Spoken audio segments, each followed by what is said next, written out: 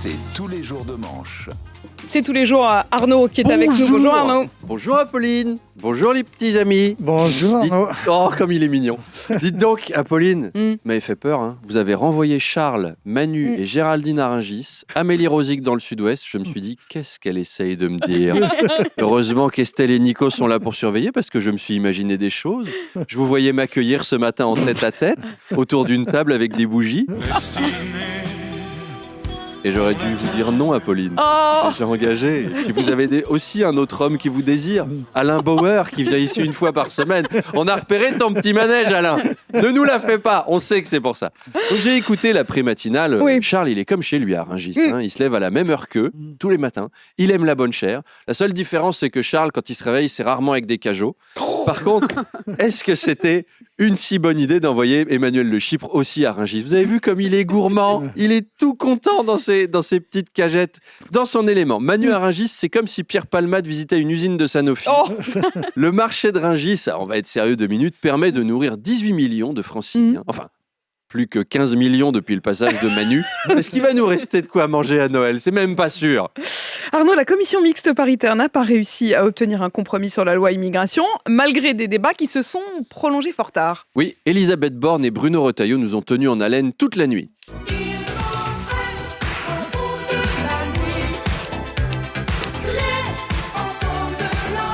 Les fantômes de l'ennui, ouais. Ils ont dû passer la pire nuit de leur vie, les pauvres. Alors après, la commission va la décrire un peu. Elle est présidée par Sacha Houlier, qui représente l'aile gauche de la Macronie. Rien que son nom, il fait gauchiste, hein, Sacha Houlier. Ça marche bien.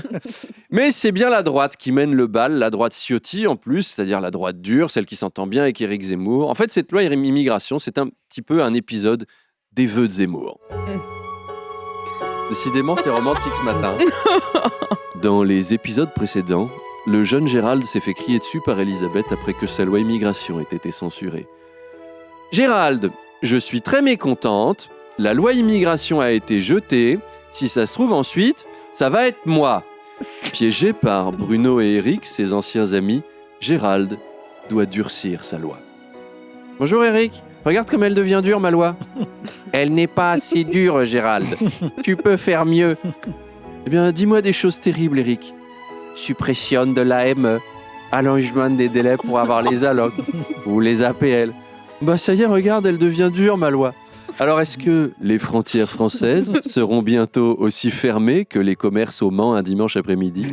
Vous le saurez en regardant un nouvel épisode des Vœux de Zemmour.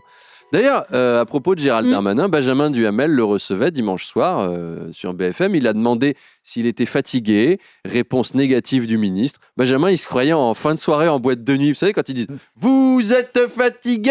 Je suis pas fatigué du tout. Je suis pas fatigué du tout. Pourtant, c'est pas tellement ambiance collectif métissée, la loi immigration. Ah non, pas du tout. Arnaud, Anne Hidalgo a reçu le prix des visionnaires du développement urbain 2023. Ouais. C'est un prix qui met en avant une capitale plus agréable à vivre grâce à son action. Ah, on aurait peut-être dû prévenir les automobilistes parisiens qui nous écoutent de s'arrêter avant de leur donner de l'info. Je suis sûr qu'on vient de créer une dizaine d'accidents sur le périph'. Alors, le trophée des visionnaires du développement urbain lui sera remis par le président de ce jury, Gilbert Montagnier. Et ensuite, Vladimir Poutine va recevoir le prix Nobel de la paix. Le Hamas va recevoir une médaille de la lutte contre l'antisémitisme. Et Émile Louis sera décoré à titre posthume chauffeur de bus de l'année. Parce que 30 ans de carrière et pas un accident, ça se salue quand même. Anne Hidalgo a déclaré vouloir continuer à œuvrer pour une ville plus saine, plus inclusive et plus agréable à vivre. Continuer. Parce qu'elle a commencé ce travail, en fait. On n'était pas au courant, mais elle est marrante, Anne Hidalgo. Je vais lui proposer ma première partie.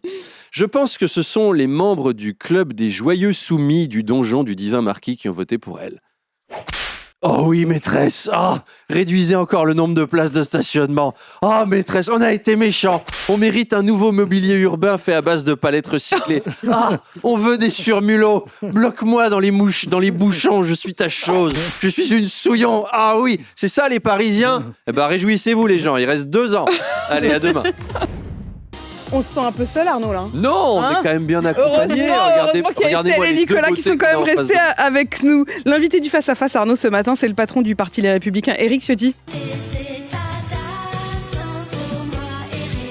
comme les États d'Amérique. Celle-là, je l'ai choisie pour vous. Hein. Donc, ces J'adore. États d'âme à Eric sont comme les États d'Amérique, mais alors plutôt comme le Texas. Hein. Il est à 2 doigts de demander à ce qu'on construise un mur pour empêcher les immigrés d'entrer.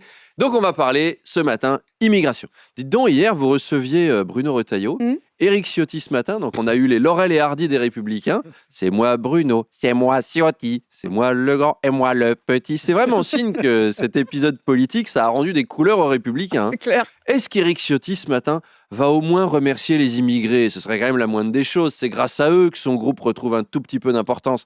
Elisabeth Borne est obligée de l'écouter, là.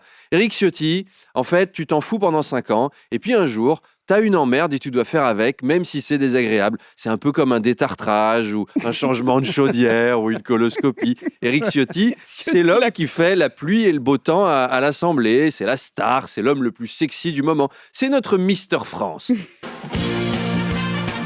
Bonsoir et bienvenue à Mister France avec Mister Paca qui fait son entrée en scène. Comme il est beau avec ses cheveux courts, comme la Miss, mais alors là, très très court. Hein.